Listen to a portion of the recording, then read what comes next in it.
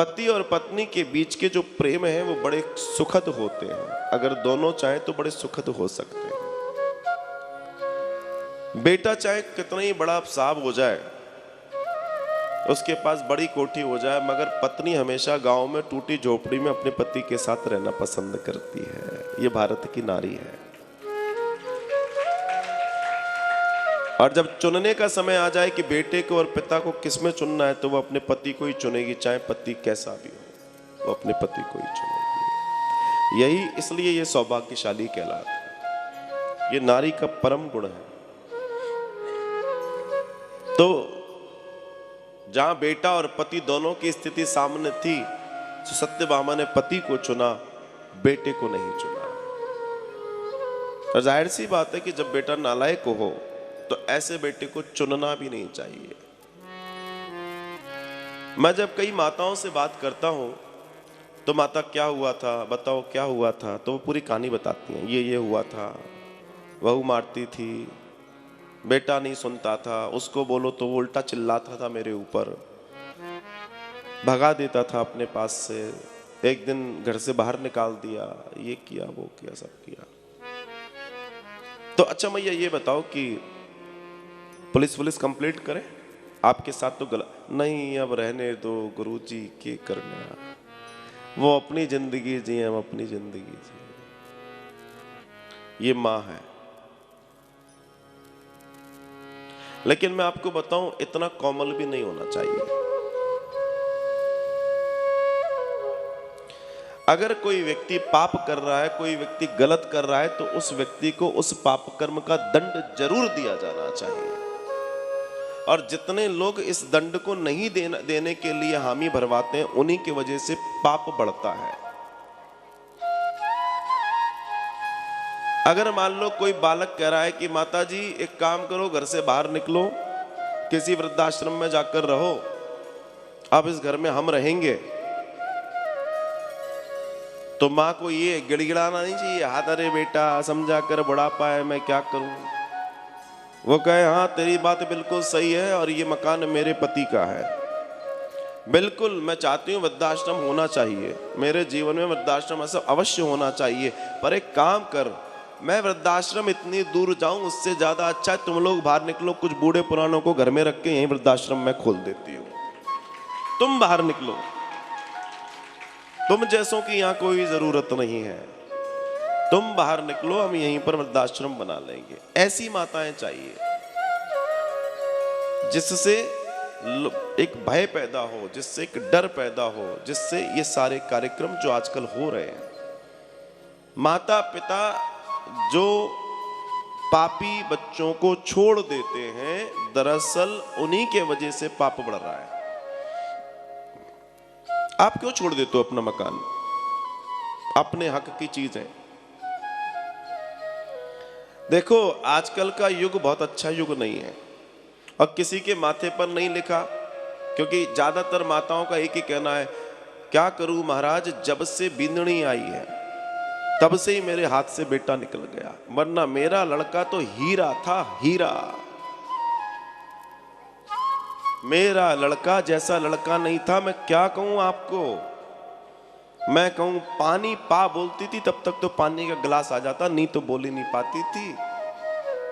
लेकिन जब से वो आई है, ओहो, जब से वो आई है तब से मेरा लड़का मेरे हाथ से निकल गया। आप लोग इतना क्यों मुस्कुरा रहे हो?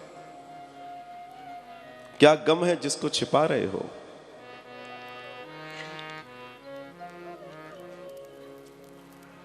कुछ तो गहरी बात है। लेकिन जिन माता पिता की ये शिकायत है, मेरी उनसे भी एक शिकायत है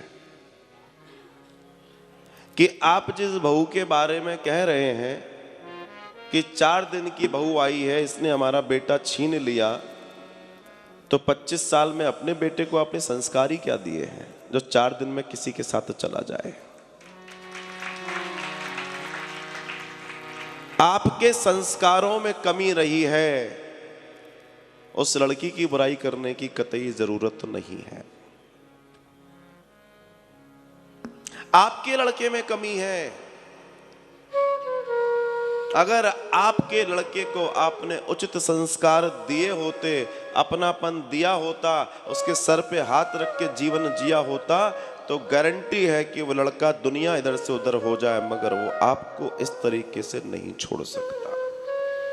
एक समझदार लड़का हमेशा अपनी पत्नी और अपने माँ के बीच में सामंजस्य बिठाए रखने के लिए बहुत बहुत ज्यादा परिश्रम करता है। और कई बार इस लड़के की जिंदगी दो पार्टों के बीच में पिसते हुए अनाज जैसी होती है। न ये इधर कुछ कह पाता है, न उधर कुछ कह पाता है, मगर इस व्यक्ति को चाहिए कि सुने सबकी और कुछ करे नहीं, शांति से बस समय को इधर से उधर करता रहे। क्योंकि जिस व्यक्ति ने कान के कच्चे ने इधर से सुना और खड़ा हो गया लड़ने के लिए, कभी पत्नी ने कहा, कभी मां ने कहा, तो होता ही है वो तो। और जिसने इन दोनों के ऊपर रिएक्शन किया, उसकी गृहस्थी खत्म। उससे बड़ा कोई मूर्ख नहीं है। तो नालायक वो लड़की नहीं है, नालायक वो लड़का है जो उस लड़की के काम लोलुपता में अपने माता पिता को खो बैठता है, जिसको वो अपनी पत्नी दुनिया की सबसे बड़ी सुंदरी लगती है। सोचो, जिन माता पिता ने तुझे इतना अच्छा बनाया, जो तुझे सब कुछ साबुत बढ़िया है, तू तेरा अच्छी नौकरी धंधा कर रहा है, उनकी कृपा से विवाह आदि भी करा दिया, और अब तेरे को अपनी पत्नी से ज्यादा कोई समझ में नहीं आता, और अपने साले की सलाह के अलावा कुछ समझ नहीं आता। लेकिन इसमें दो चीजें और हैं। पत्नी अगर सलाह योग्य और सत्यता से दे रही है, तो उस पत्नी की सलाह को आंख बंद करके मान लेना चाहिए।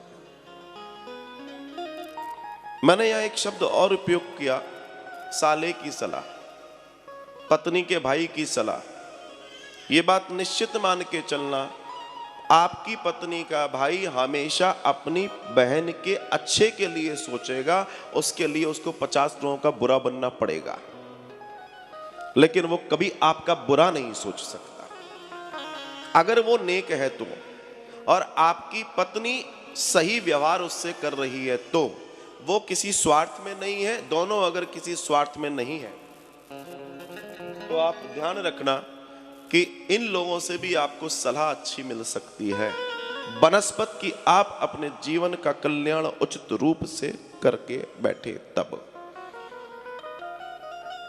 आपका हर रिश्तेदार, आपका भाई, आपका सगा, आपका जो भी है, वो सब आपको राय देंगे और सब आपके अच्छे के लिए बोलेंगे, आप सब आपके बुरे के लिए बोलेंगे। ये अच्छा और बुरा आपके ऊपर निर्भर करता है, उनको जो बोलना है वो तो वो बोलेंगे। तो दूसरी दृष्टिकोण में कोई बुरा नहीं होता, बुरे हम स्वयं हैं। जो दूसरे को बुरा कहता है, बुरे स्वयं हैं। पत्नी अगर सत्य की बात कर रही है, अगर वो लक्ष्मी स्वरूपा होकर घर बनाने की बात कर रही है, तो उसकी बात 10 बार माननी चाहिए, उसको 10 बार सम्मान देना चाहिए। और नहीं कर रही है अगर, तो उसको बहलाकर बैठाए रहना चाहिए।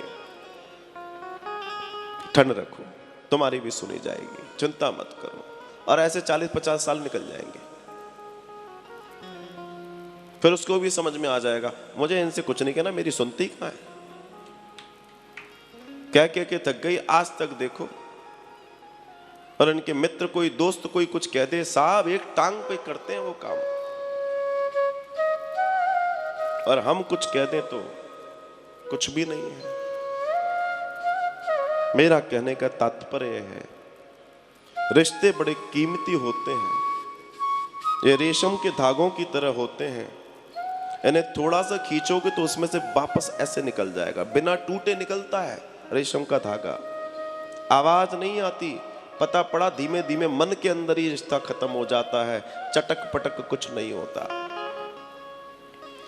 तो मैं आज के इस कलयुग में उन बेटों को दोषी मानता हूं जो अपने माता, अपने पिता के न होकर अपनी की सुनते हैं। तो जो अपने सगे माता पिता का नहीं हुआ वो किसी का क्या होगा।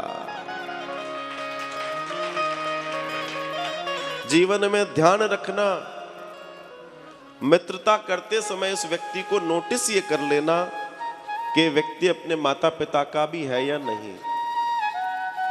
ये बड़ी राय दे रहा हूं आपको मैं। व्यक्ति अगर अपने माता पिता का नहीं है तो वो तुम्हारा जिंदगी में नहीं हो सकता। जिसने पैदा किया वो जब उसका ही नहीं है तो हमारा तुम्हारा क्या होगा।